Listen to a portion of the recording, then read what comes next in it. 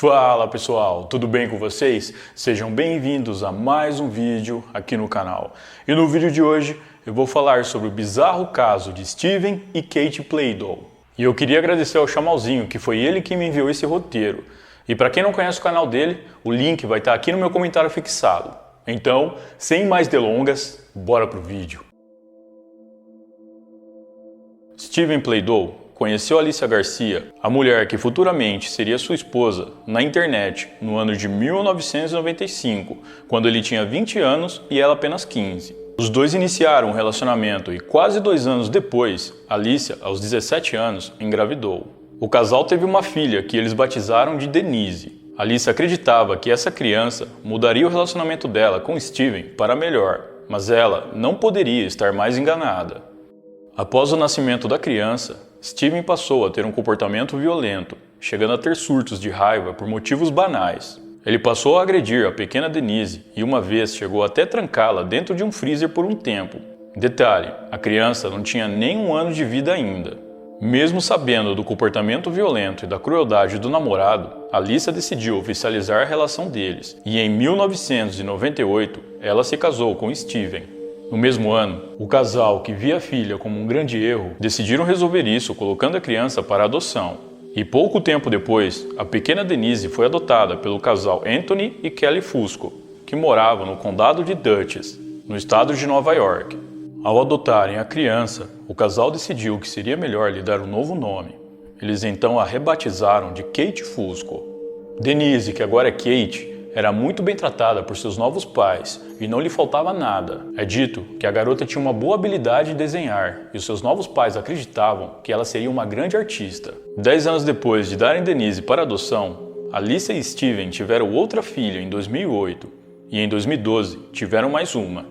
Alicia acreditava que agora eles já tinham maturidade o suficiente para construírem uma família e dessa vez tudo seria diferente. Apesar de Kate ter uma boa vida e ser muito bem tratada pelos seus novos pais, ela sempre quis saber de onde tinha vindo e quem eram seus pais biológicos.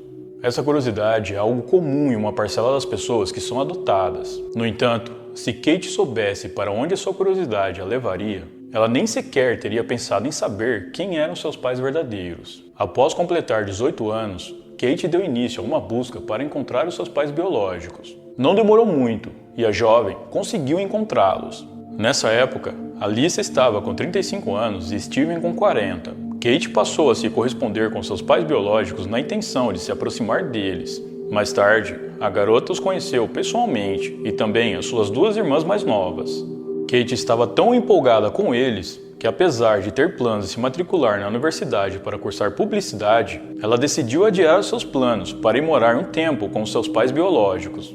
A jovem então se mudou do condado de Dutchess, em Nova York, para Henrico, na Virgínia, que era onde Alicia e Steven moravam. No início, tudo parecia normal, mas não demorou muito para que as coisas começassem a ficar estranhas. O relacionamento de Steven com Alicia já havia esfriado há alguns anos e o casal dormia em camas separadas. Com a chegada de Kate na casa, Steven cedeu a sua cama para ela e passou a dormir no chão ao lado de sua filha. Foi então que os dois começaram a se aproximar, mas não como pai e filha, e sim como homem e mulher. Após um tempo, os dois começaram a ter relações, e era tudo consentido. Kate estava apaixonada por Steven. Como a relação com o marido já havia esfriado há algum tempo, Alicia percebeu que não havia motivos para ela continuar com Steven, e decidiu pedir o divórcio. Ela ainda não tinha conhecimento do relacionamento entre Steven e Kate, e saiu da casa onde morava com o ex-marido, deixando as 2 filhas sob a tutela dele. Após a saída de Alicia da casa, Steven passou a obrigar as suas 2 filhas mais novas a chamarem Kate de mamãe, ao invés de irmã. Pouco tempo depois, Kate descobriu que estava grávida. Alicia, que ainda não sabia de nada, descobriu tudo através do diário de uma de suas filhas, onde a menina relatou tudo o que acontecia na casa, inclusive o fato de Kate estar grávida de Steven. A mulher ficou abismada com o que leu. Demorou um tempo até que ela realmente entendesse o que estava acontecendo e sua ficha caísse. Após absorver todas aquelas informações absurdas, Alicia decidiu contatar as autoridades que iniciaram uma investigação. As 2 irmãs mais novas de Kate, que moravam com ela, e Steven, foram ouvidas pela polícia, mas não deu em nada. Então, Steven e Kate acharam que seria melhor se mudarem e eles foram para a Carolina do Norte. Lá, decidiram que era hora de darem um passo a mais na relação e concordaram em se casar. O casal passou a divulgar a cerimônia nas redes sociais e a convidar pessoas próximas. Eles inclusive convidaram Anthony e Kelly Fusco, os pais adotivos de Kate, e disseram que eles não poderiam fazer nada além de apoiar a decisão da filha. Steven e Kate só conseguiram se casar pois Kate havia sido adotada e em sua nova certidão constava apenas os nomes de seus pais adotivos. E obviamente, eles omitiram o fato de serem parentes e bem próximos. Em 1º de setembro de 2017, nasceu o filho do casal e eles o batizaram de Bennett. Agora casados e com uma criança em casa, eles viviam uma vida de marido e mulher e nunca levantaram a suspeita dos vizinhos sobre o segredo deles. Nas redes sociais, eles mostravam com orgulho eventos familiares, como o primeiro Halloween e o Natal do seu bebê. Mas em janeiro de 2018, tudo foi descoberto e Steven e Kate foram presos. O pequeno Bennett foi levado e sua guarda foi dada à avó paterna, mãe de Steven, que também era bisavó da criança. Logo, a história bizarra da família virou notícia em todo o país. As pessoas estavam perplexas com tal situação, ainda mais pelo fato de tudo ser consentido por Kate. Cerca de um mês depois, em fevereiro de 2018, Steven pagou uma fiança de $1 milhão e foi liberado. Kate continuou presa, mas posteriormente foi liberada e assinou um termo que concordaria em voltar para a casa dos pais adotivos. Os dois também receberam uma ordem para não se comunicarem e muito menos se aproximarem.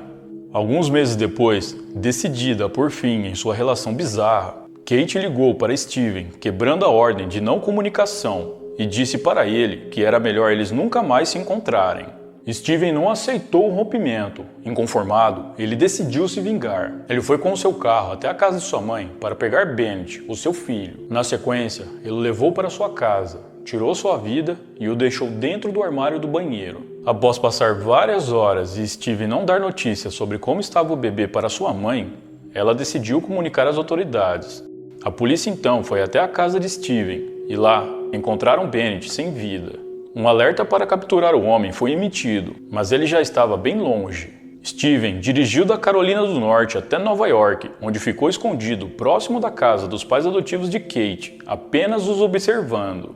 Ele esperou o momento certo para agir, e quando ele viu Anthony, pai adotivo de Kate, saindo com ela no carro da família, ele seguiu eles. Em determinado momento durante o trajeto, Steven efetuou vários disparos de arma de fogo contra Kate e seu pai adotivo Anthony, tirando a vida dos dois.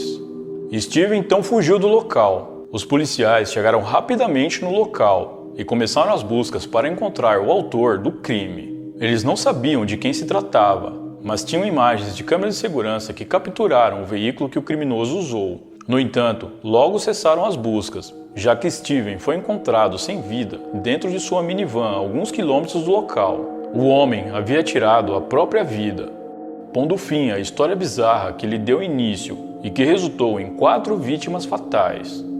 Até os dias de hoje, esse caso é considerado um dos mais bizarros dos Estados Unidos. E se não houvessem provas de que tudo isso realmente aconteceu, ninguém acreditaria. Bom, pessoal, então é isso. Muito obrigado por me assistir até o final. Eu vou ficando por aqui. Um grande abraço e até a próxima.